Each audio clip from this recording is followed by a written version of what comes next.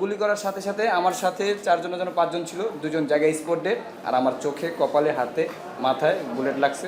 গল্পে মেতেছেন জুলাই যোদ্ধারা, কণ্ঠে দুঃসহ স্মৃতি। চোখসহ শরীরের বিভিন্ন স্থানে বয়ে বেড়াচ্ছেন ঘাতকের ছোড়া ছররা গুলি।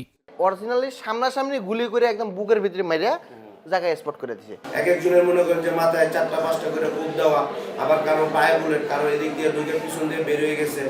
স্বৈরাচার হটানোর এই আন্দোলনের আরেক নায়ক ওমর ফারুক। বগুড়া সরকারি পলিটেকনিকের ইলেকট্রনিক্স বিভাগের 4র্থ সেমিস্টারের ছাত্র।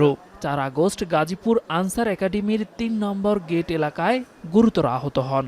এ ঘটনায় তার 2 চোখের আলো পুরোপুরি নিভে গেছে। জানালেন, সমাজের বোঝা হয়ে থাকতে চান না তিনি।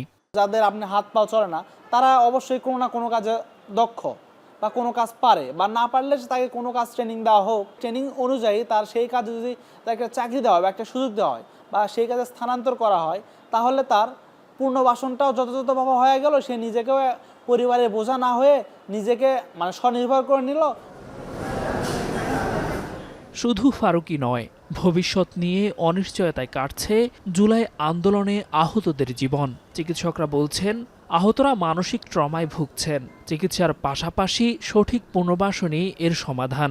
ওনাদের চোখের ভিতরে রক্তক্ষরণ হয়েছে, রেটিনা ছিঁড়ে গেছে, ওনাদের অপটিক নার্ভ ক্ষতিগ্রস্ত হয়েছে, ইভেন লেন্সও ক্ষতিগ্রস্ত হয়ে ট্রমাটিক ক্যাটারেক্ট ডেভেলপ করেছে। ওনারা কিন্তু সবাই শঙ্কিত।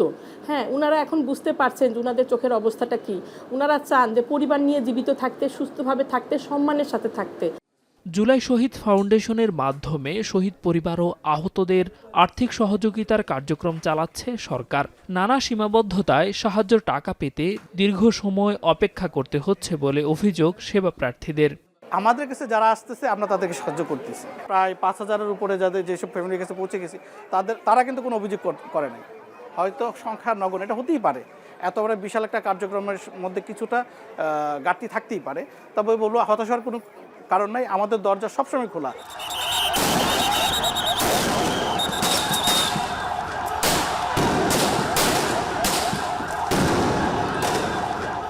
জুলাই আন্দোলনে আহতদের পর্যায়ক্রমে পুনর্বাসন করার কথা বলছে সরকার। তবে পুরোপুরি চোখের আলো হারানো ব্যক্তিদের ক্ষেত্রে যা কিছুটা জটিল। সার্ভাইভ করতে পারবে না, তাদের জন্য আমরা বেশ কয়েকটি প্রকল্প হাতে নিয়েছি। তার মধ্যে প্রশিক্ষণ, পুনর্বাসন এবং আর্থিক সহায়তা।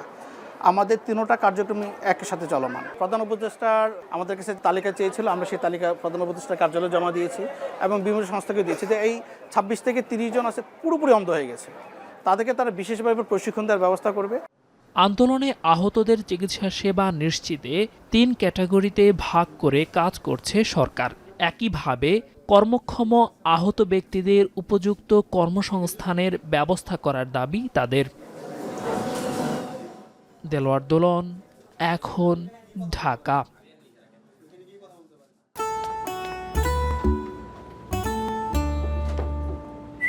এই ঈদে জুয়েলারি ক্লোদিংয়ে বিকাশ পেমেন্টে ডিসকাউন্ট।